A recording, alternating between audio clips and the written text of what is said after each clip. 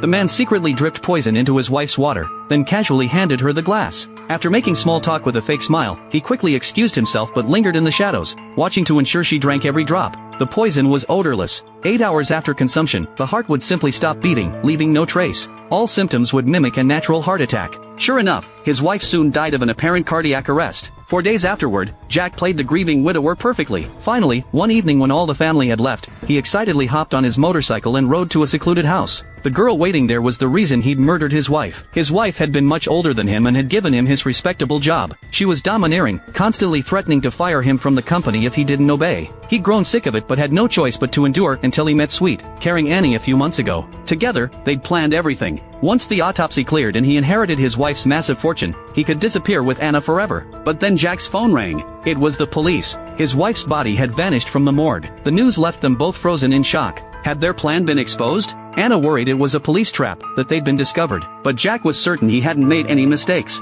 He decided to investigate. At the morgue, he learned that 30 minutes earlier, a security guard had burst out of the woods and stumbled into traffic in a panic, getting hit by a car and knocked unconscious. He seemed to have fled from the morgue in terror. When they checked the surveillance footage, they found he'd escaped from the body storage area. But strangely, every camera had been destroyed except the one that caught the guard fleeing. They couldn't find any other evidence. Then they discovered a body was missing from the morgue, Jack's wife. What on earth had happened?